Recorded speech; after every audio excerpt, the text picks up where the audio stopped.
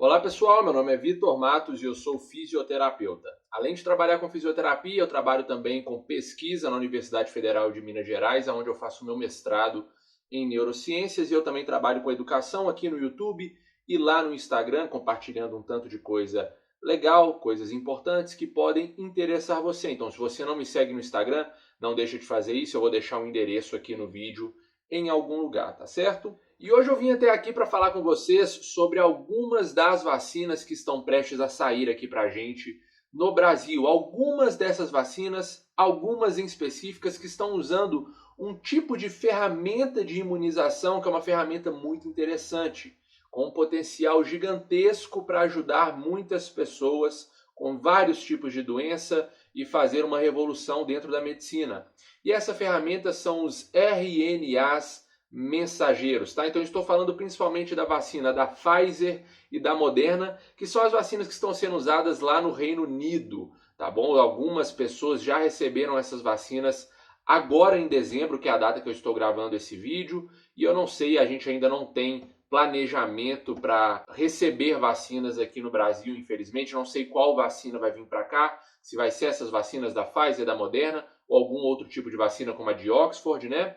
Mas o lance é que esse tipo de ferramenta é uma coisa muito interessante. Então tudo começou em 1961, em fevereiro desse ano, quando duas equipes lideradas por dois pesquisadores, que o primeiro dele é chamado de Sidney Brenner, da Universidade de Cambridge, e também o Jim Watson, da Harvard University. E esses dois caras, nesse ano, nessa mesma época, eles descobriram e identificaram isso que nós chamamos hoje, nós já temos identificado em vários livros aí, que você encontra na sua biblioteca da sua faculdade, nós chamamos de RNA mensageiro.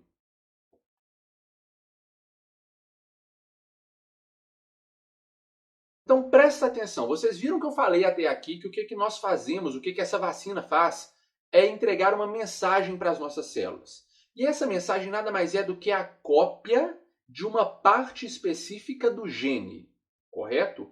E agora, a pergunta que tem que estar surgindo aí é: que mensagem é essa? O que essa vacina está dizendo para as nossas células exatamente? Pessoal, então veja, essas vacinas, tanto a da Moderna quanto a da Pfizer, elas são baseadas nas instruções genéticas do vírus SARS-CoV-2 para construir a proteína que existe no próprio vírus.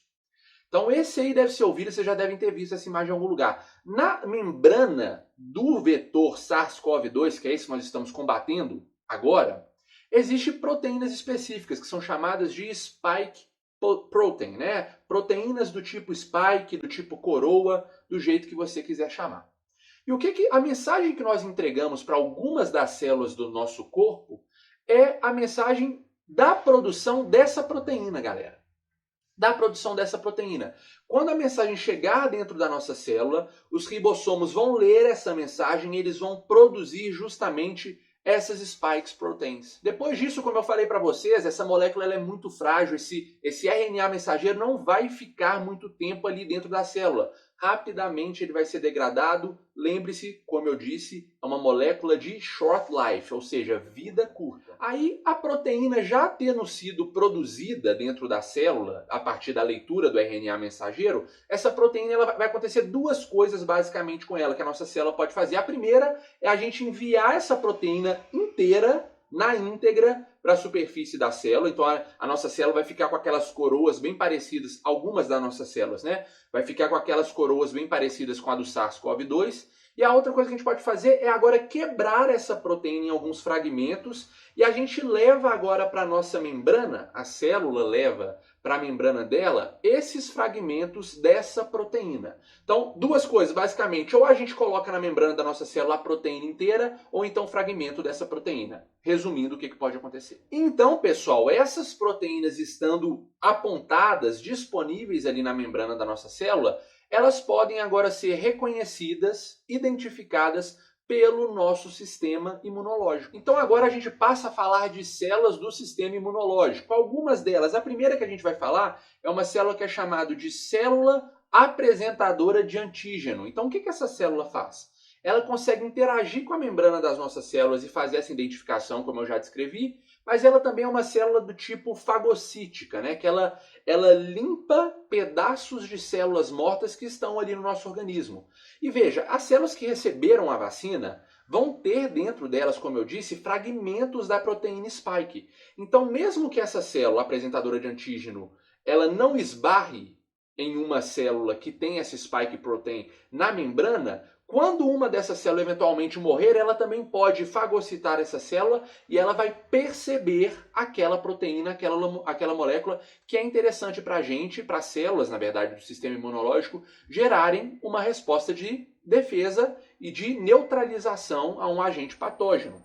Depois que essa célula apresentadora de antígeno identificar essa proteína, ela vai recrutar uma outra célula que é chamada de célula T auxiliadora, e essa célula agora ela vai conseguir fazer o quê? Soar um alarme dentro do nosso organismo, e esse alarme vai então recrutar outras células do sistema imunológico para fazer o que a gente quer que seja feito, para iniciar o combate ao SARS-CoV-2. Agora, com as nossas células imunológicas já possuindo a identificação daquilo que precisa ser combatido no nosso organismo, isto é, as proteínas spikes que estão no SARS-CoV-2, elas fazem, primeira coisa, elas mandam mais informações para as outras células do nosso corpo, em especial uma célula que é chamada de célula beta do sistema imunológico, e essa célula beta vai conseguir criar, secretar, liberar no nosso organismo anticorpos capazes de se ligarem a essa proteína que foi identificada, a spike protein, e neutralizar as capacidades de infecção do vírus SARS-CoV-2. Por quê, pessoal? Porque é através dessa spike protein, é através dessas coroas que ficam na membrana do vírus, que o vírus consegue se ligar às nossas células e infectá-las, gerando a doença. Se eu tenho um anticorpo que se liga na proteína, ele meio que perde a capacidade de fazer qualquer outra ligação. Vocês percebem? É como se já tivesse uma chave na fechadura. Se tem uma chave na fechadura, eu não consigo colocar nenhuma outra chave lá dentro, porque a fechadura já está ocupada. Não tem sentido. Então esses anticorpos eles fazem basicamente isso. Essa é a forma de combate à doença, de neutralizar então a infecção do SARS-CoV-2. Esses anticorpos agora vão identificar qualquer célula, qualquer intruso que possuem essas proteínas spikes no nosso organismo, e isso talvez até inclua algumas de nossas células, né? A vacina ela é injetada intramuscular, então algumas células ali do nosso músculo, da região onde a vacina foi injetada, vão possuir essas proteínas spike. Então elas, o nosso organismo pode eventualmente neutralizar e combater, pode interagir com algumas das células do nosso corpo, sim, mas o lance principal e o especial aqui dessa vacina é que agora as células do nosso sistema imunológico vão possuir a identificação dessa proteína que está principalmente no SARS-CoV-2. E veja, não tem problema essa neutralidade acontecer com as células do nosso corpo.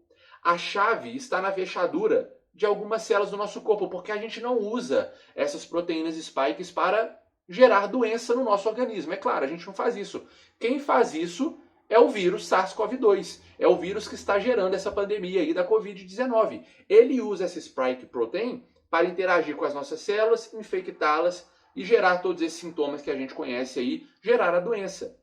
Então as células do nosso sistema imunológico agora conseguirão botar a chave na fechadura e impedir que o vírus infecte novas células, produza novos vírus, outros vírus e espalhem a doença. Então algumas curiosidades rápidas sobre a vacina da Pfizer aí, pessoal. Ela é feita em 2 doses, tá bom? A gente recebe uma dose de alguma coisa perto de 0,3 ml e 21 dias depois a gente vai receber uma segunda dose de mesma quantidade. Mas as pesquisas estão indicando que 10 dias depois da primeira dose a gente já tem uma resposta imunológica que é muito boa aí, perto de 90% de resposta imunológica, que é muito, muito bom quando a gente fala aí de resposta imune eficiente para combate a qualquer tipo de patógeno, tá certo?